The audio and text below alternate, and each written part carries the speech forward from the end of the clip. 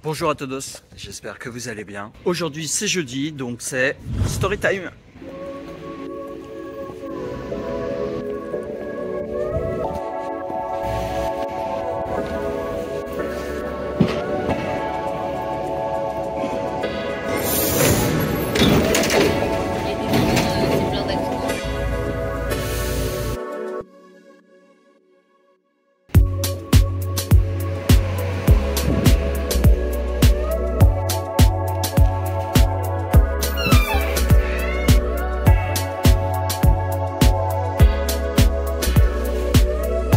Et aujourd'hui, j'ai envie de vous parler de mon rapport avec la religion. Vaste sujet. Alors, il faut savoir que dans ma famille, il y a une partie qui est catholique et l'autre serait plutôt athée, je dirais. Quand je suis né, j'ai été baptisé, mais c'était davantage, à mon avis, pour faire plaisir à mes grands-parents plutôt que vraiment pour la croyance. Et j'allais globalement à l'église uniquement pour les grands événements, les sacrements, donc les mariages, mais également les enterrements. Je ne me souviens pas forcément être allé à la messe pour, par exemple, Noël ou ce genre de choses. J'ai également eu l'occasion d'aller à la messe pour la communion de mes cousins et cousines. De mon côté, je n'ai pas eu de communion quand j'étais enfant. J'avais tendance à me dire athée, et puis après j'ai découvert le terme agnostique, qui à mon avis correspondait davantage à ma situation à ce moment-là, puisque agnostique, je le rappelle, c'est le fait de ne pas savoir s'il y a une entité divine ou non. On n'en sait rien. C'est possible, c'est pas possible, franchement, dur à dire. Alors que les athées, de leur côté, c'est sûr, il n'y a pas de Dieu. Et donc, de manière générale, les religions m'intéressaient. Je trouvais ça passionnant de voir que autant de personnes pouvaient suivre une même idéologie. J'avais tendance à dire que c'était une bonne chose si ça permettait aux gens de savoir dans quelle direction aller, si ça permettait de leur servir de guide. Mais de mon côté, je n'éprouvais pas le besoin vraiment justement d'être attaché à une religion quelle qu'elle soit. Mais c'était sans compter sur Isabelle.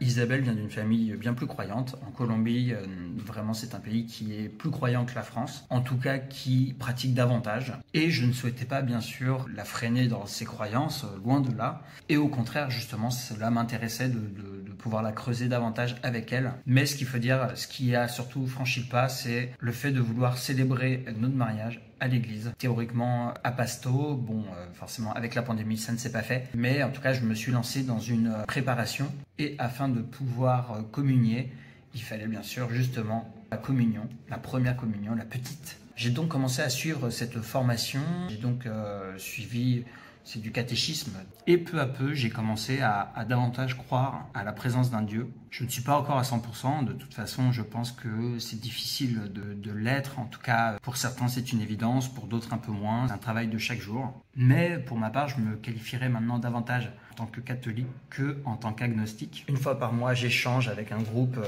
sur la religion, sur diverses thématiques. Occasionnellement je vais à la messe, j'y allais avec Isabelle et même avec Léo avant leur départ. Et désormais, ça m'est arrivé d'y aller également seul. Et ça, pour le coup, c'est pas forcément évident, hein, parce que se lever tôt le matin, le dimanche surtout, faut vraiment le vouloir. Faut avoir la foi, comme on dit. Je peux en tout cas désormais communier. Donc, ça veut dire que si on désire se marier à l'église, on pourra tous les deux prendre l'hostie. Nous allons éduquer Léo justement dans cette croyance-là également.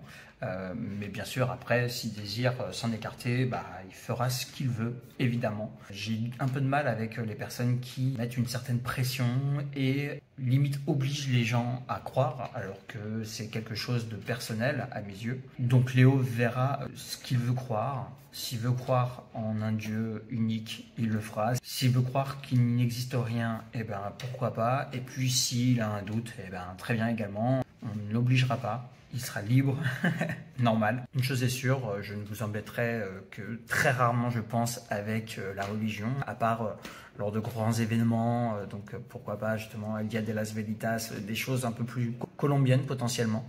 Ce midi, je me suis fait plaisir. Je me suis fait livrer à manger, donc là, je vais aller récupérer ça. En plus, il pleut, donc ça tombe bien, pas besoin de sortir.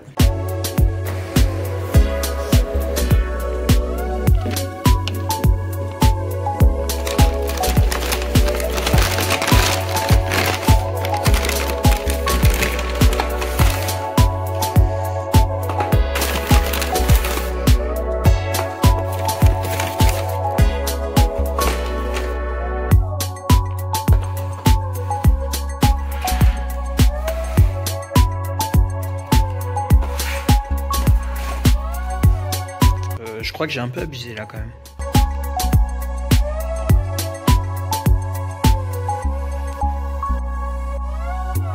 Et c'est bon, je rentre enfin à la maison. Arrivé à la maison, je vais tout simplement prendre mon temps, faire du montage probablement un petit peu. Comme d'habitude, vous allez me dire, peut-être continuer à regarder la série She-Hulk sur Disney+, faire mon sport et simplement me coucher. Probablement pas trop tard, parce que hier, finalement, je me suis couché vers 1h, je crois. J'étais fatigué ce matin, donc c'est pas une bonne chose. Il vaut mieux se coucher relativement tôt. Je sais que globalement, si j'ai 8 heures de sommeil, je suis très bien. En tout cas, demain, mon réveil est à 7h30, donc potentiellement, me coucher au plus tard à 23h30, ce serait idéal. Ce sera probablement pas le cas, c'est pas si grave, on verra ça. Sur ce, je vous souhaite une bonne journée, bon après-midi, bonne soirée ou bonne nuit selon l'heure à laquelle vous regardez ce vlog, et puis on se dit à demain. Salut!